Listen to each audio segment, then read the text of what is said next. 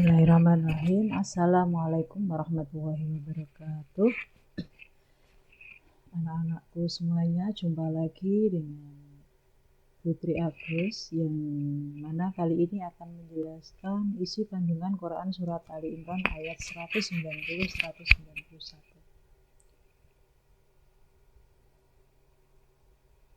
Surat Ali Imran ayat 190-191 mengandung isi antara lain: satu, bahwa Allah menunjukkan bukti-bukti kekuasaannya melalui penciptaan langit dan bumi dan terjadinya siang dan malam.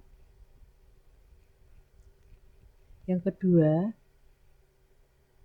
hanya manusia yang memiliki akal yang sempurna saja yang dapat memikirkan bukti-bukti kekuasaan Allah. Bukti-bukti kekuasaan Allah di langit dan di bumi itu banyak sekali. Kan kalau kita lihat itu ada laut yang dalam satu wilayah, di situ ada laut yang airnya tawar, ada laut yang airnya asin. Di mana di situ tidak bisa bersatu, padahal satu wilayah. Nah, itu jika kita orang yang berpikir, kita bisa, kenapa itu air laut itu bisa seperti itu? Air laut yang satu sisi tawar, satu sisi asin. Di sisi lain, dengan adanya siang dan malam, itu bagi orang-orang yang memiliki akal, orang-orang yang berilmu, dia bisa dari berdasarkan di situ ada munculnya kalender, ada kalender Masehi, ada kalender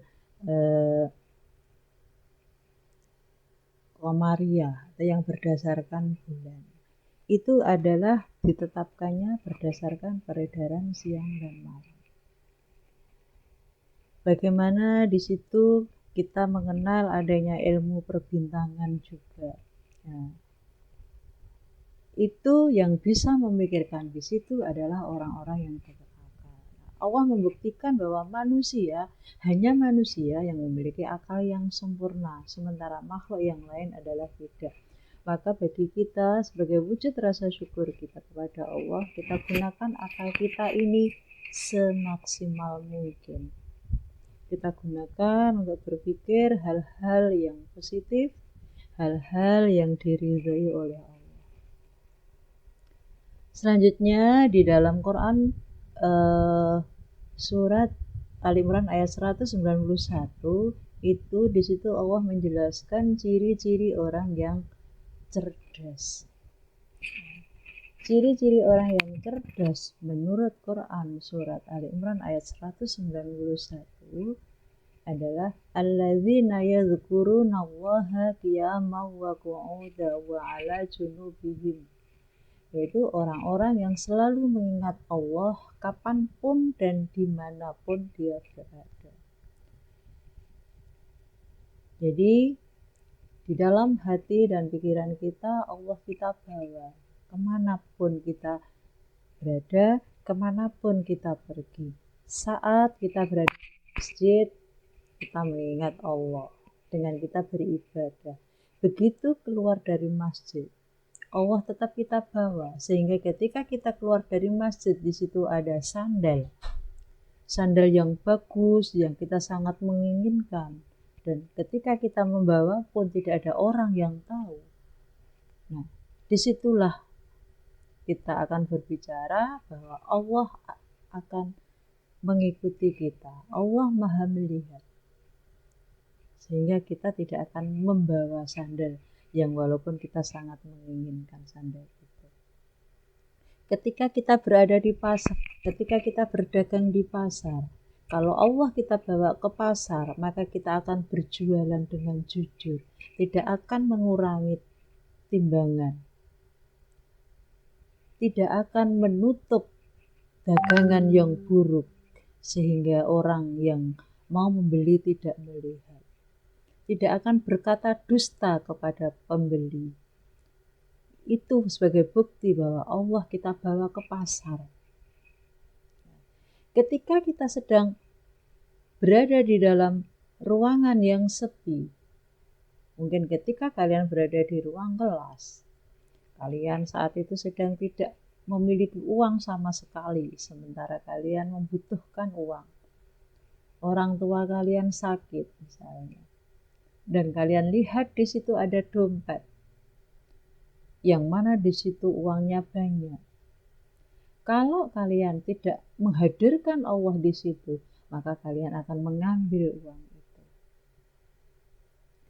Tapi kalau kalian menghadirkan Allah dalam hati dan pikiran kalian, maka walaupun kalian sangat butuh, maka kalian tidak akan mengambil uang itu. Itu maknanya bahwa Allah kita bawa kemana-mana.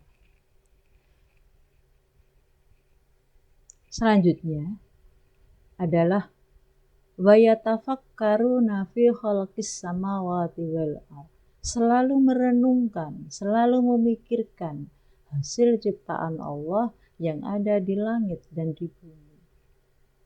Kenapa bisa seperti ini? Bagaimana caranya? Ya, yang ada di dalam pikiran kita seperti itu.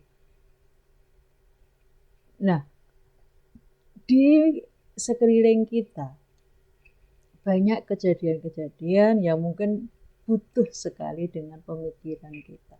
Seperti kalian misalnya ketika kalian menerima suatu makanan, menerima kue misalnya, kalian akan berpikir, ini kenapa kue ini bisa seperti ini? Kenapa kue ini rasanya enak sekali? Kenapa kue ini rasanya beda dari yang lain? Bagaimana cara membuatnya? Apa resepnya? Kalian akan bertanya-tanya seperti itu. Itu adalah salah satu contoh bahwa kalian adalah memikirkan kritis mengenai sesuatu yang ada di sekitar kalian. Begitupun juga yang jurusan busana juga akan seperti itu. Ini baju ini kok bisa hasilnya seperti ini? Bagaimana cara membuatnya? Bagaimana polanya kok bisa dipakai enak sekali? Bagaimana cara mengukur badan yang pas? Akan seperti itu. Ya. Sehingga orang-orang yang mau berpikir, orang-orang yang mau merenungkan dengan apa yang ada di sekitar kita, maka orang-orang itu akan sukses. Biasanya kita hanya mau menerima serba instan, mau menerima jadinya, tapi tidak mau memikirkan bagaimana prosesnya. Itu yang membuat kita mundur atau kita lemah. Selanjutnya adalah orang-orang yang mau menyadari bahwa semua yang ada di langit dan semua yang di bumi itu adalah bermanfaat. Rabbana ma khalaqta hadza batila. Tidak ada yang sia-sia dari segala yang diciptakan oleh Allah kepada kita. Semua hasil ciptaan Allah, semuanya memberikan manfaat. Bahkan nyamuk saja yang menurut sebagian besar kita itu adalah membawa kerugian, tidak ada manfaat sama sekali. Ternyata nyamuk itu membawa manfaat buat manusia. Bahkan kita kadang tidak menyadari. Berapa juta orang yang mendapatkan pekerjaan karena nyamuk. Berapa orang yang bisa menjadi direktur, menjadi manajer perusahaan, menjadi sekretaris hanya karena lantaran nyamuk. Dengan nyamuk kita melihat ada pabrik baygon, ada pabrik nomos, ada pabrik pedit, macam-macam gitu ya. Itu adalah bukti bahwa